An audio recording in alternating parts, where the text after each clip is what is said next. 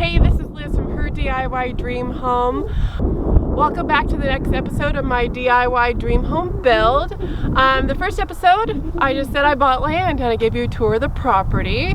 This episode, we're going to go over the groundworks that I've had installed over the last month or so. The land came previously with a well drilled, but there was no pump. And then there was a junction box to the property, but no power or anything like that. So the first thing I did was I went ahead and contracted an excavation company to come out and excavate the hillside to create a flat area for the lot. The lot had a driveway that went into it, but it kind of stopped and a hill sloped down, kind of almost came to a level spot and then sloped down again. So I had the excavation company come in, eat into the hillside, and then push all that dirt forward to create a decent sized pad. It's about 50 feet by 100 feet.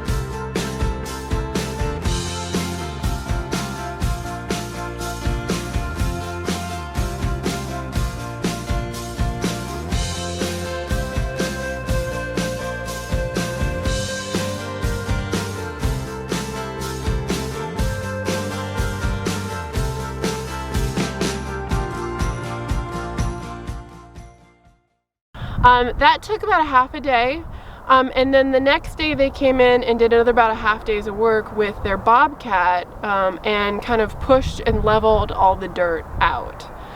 After the dirt was leveled out, I had some issues with dust. This dirt here is very sandy, and so I had to do something about dust control. At this point, I didn't have a well on property or any water access at all, so I went ahead and contacted a dust control company to come out and spray the lot. The company I got was actually from about an hour and 15 minutes away from my town. Apparently, I called like every construction company and tried to get somebody local to come in and just hose down my property with water. But that was not working out. Nobody was available. So I finally found a guy from another town, like I said, about an hour away, and he was happy to do it. He came out with his truck empty. He had a giant 1,000-gallon water tank truck. I had contacted my local city and had a hydrant meter installed.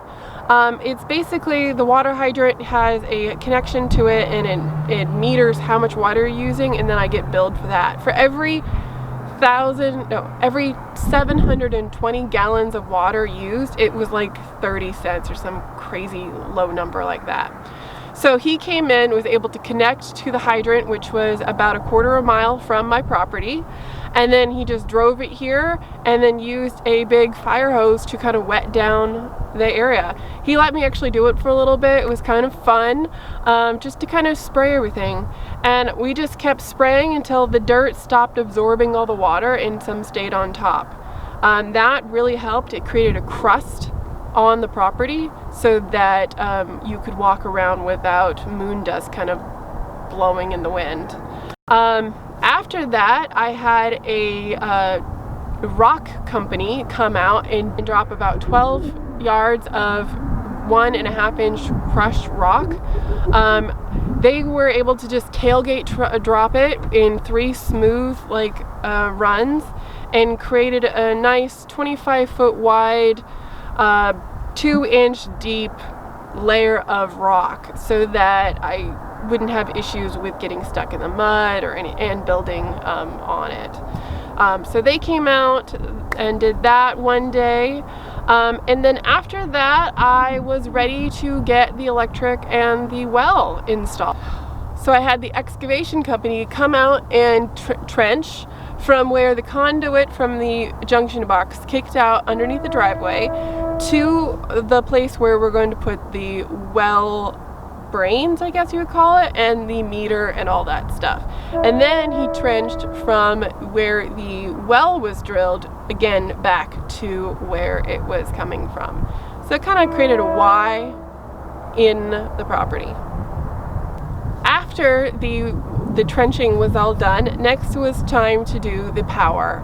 Luckily, my dad is actually an electrician. I don't have any video of this, but I do have some photographs of the after we installed it. But he came over one weekend and we worked together and we built a pedestal that attached the meter and a junction box that had everything that we need. I actually had him add some power like plugins for working, because I don't want to actually add my permanent power to my house until the actual house is built. That way I can connect it to the side of the house. And rather than paying a fee and buying everything I would need for a temporary power pole, I might as well just plug into the existing power I have and then just pay extra towards the share of the power for the well. And the other owner was perfectly fine with that, because he's going to do the same thing when he builds next year. After that was all done, I went ahead and called my local L&I to get it inspected. They came by like the next day and it got approved, no problem. And then after that, I went ahead and called my power company and told them that it was approved. And they came over about 2 days later and actually put the meter service in. So I have power. So that was really cool. The next step was the well itself. Initially, I was gonna wait a little bit. Turned out with the issues with not having water in the ground and the dirt, I really needed to get, I really needed the ability to get sprinklers run. So whenever I got dirt delivered or anything, I could hose it down so I wouldn't cause any pollution in the air with the dust.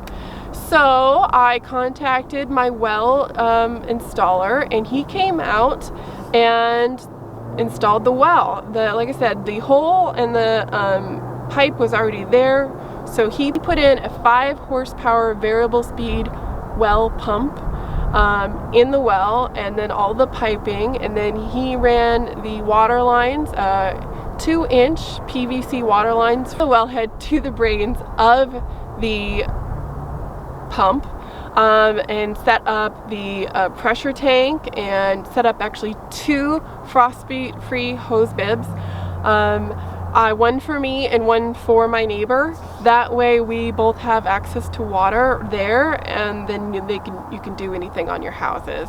This again is for construction purposes, and then I think it's just a good idea to have them permanently anyways, just in case you need access to water right there, rather than going to the house. So after that was done, we then called the excavation company back, and they came and buried everything. The last thing I had done after the burying was done was my well installer came out and treated the well, and then he came back and got samples so that we could see if there was any more treatment needed, and also to see where I was at for my carcinogens, my nitrates, all my pollutants and stuff. And I just heard back that everything actually came out really clear. I'll get the final report in a couple of days, but I am super excited to have everything work out. That was the groundworks for my DIY dream home. I'm really excited to get the next step, which actually I have already done, which is build this shed behind me. I needed a place to store all my equipment and tools, and so I went ahead and built this portable shed for not very much money.